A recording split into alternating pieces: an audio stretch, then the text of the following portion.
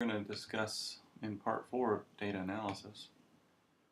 We're going to talk about the concept of measurement and reliability. The first thing we need to define is error. In science experiments, you can run into error.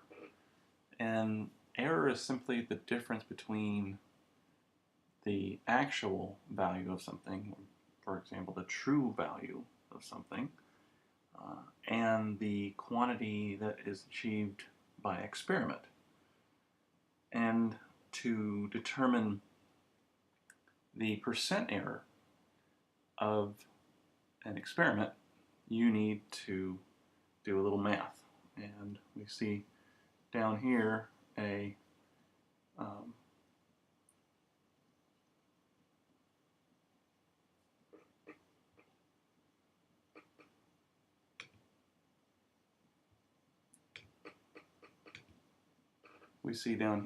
an example of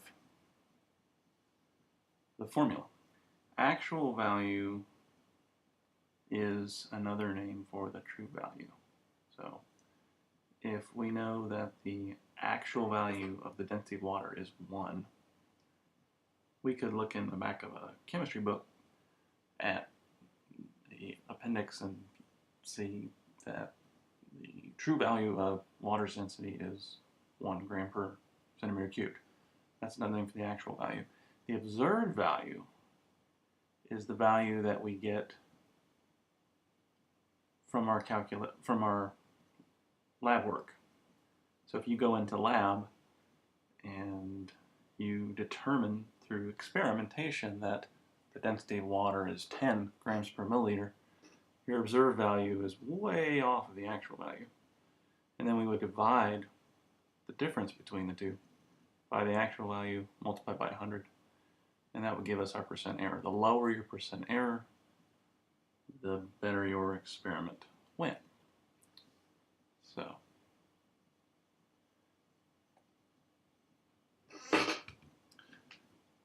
let's do a percent error example. We have a student that calculates the acceleration due to gravity is 10 meters per second squared. The actual value of the acceleration due to gravity is 9.81 meters per second squared. What is the percent error? Well, first thing we need to do is we need to get straight on what we mean here. Actual value is the same as true value. Okay, that's what this is the standard known value for the acceleration due to gravity, 9.81 meters per second. This student did an experiment, and their experiment data said that the acceleration due to gravity is 10. So we're going to compare the 9.81 to the 10. So we take the actual value, or the true value, 9.81, minus the observed value that we got in the experiment. You'll notice that if we took 9.81 and we subtracted 10, we would get a negative value. We don't have a negative answer down here. We're taking the absolute value, so really we just want the difference between these two numbers. So it's okay to put the larger number here minus the smaller number. And you can leave it this way if you want, but we really just want to know the difference between the true value and the actual value. The true value and the experimental value. And then we're going to divide the difference by the actual value, 9.81 meters per second squared. Multiplied by 100. And when we do that, we get 1.9% error, which is very, very good. If you are getting 1.9% error in your chemistry experiments, that's excellent. We would shoot for single-digit error, anything above that, and we have a problem. So the lower your percent error, the better. Now the difference between precision and accuracy. They sound like synonyms. When you say something's very precise or something's very accurate, you really could interchange those two words and mean the same thing, but they don't mean the same when it comes to measurement.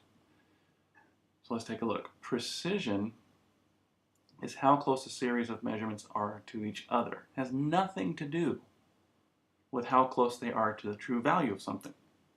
All it has to do with is how close the measurements are to each other. So I could do an experiment 10 times, be completely wrong in my results, but still be very precise because I could get the same terrible conclusion, the same terrible results 10 times. Accuracy has to do with how close you are to the true value. Is it the true value? It has nothing to do with how close your measurements are to each other. It only has to do with how close you are to the true value. So we use dartboards as kind of a good example of this. This dartboard, the darts are scattered all over the place. So did they land in the target zone, the bullseye? No. So they weren't accurate shots. Did they all land in the same space? Well, no. This one's over here, this one's over here, this one's over here. No, they didn't land in the same space. So we'd say these are neither precise nor accurate shots. Up here, did any of them land in the bullseye? No, so they weren't very accurate. But did they all land in the same area? Yes, they did. So this would be precise dart throwing with no accuracy. And then over here, they all landed at the bullseye. So this is accurate. And they all were precise because they're all in the same area.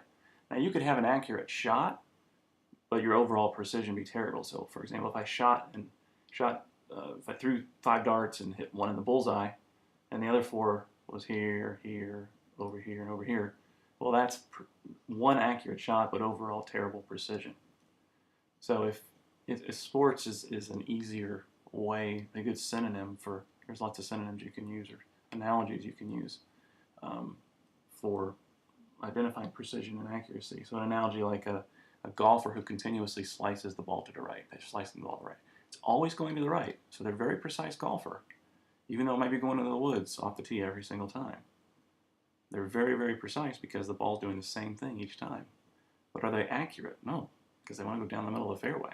They're slicing it to the right over and over again. That's terrible accuracy because they want to go down the center, but the precision is great. So know the difference between those two. So let's take a look at some data from group 1, or actually the group. So this group here, group A, had 3 trials, 6.34, 0.3232, 19.8. Well, we know the density of water is 1 gram per centimeter cubed. So that's the true value. That's the actual value.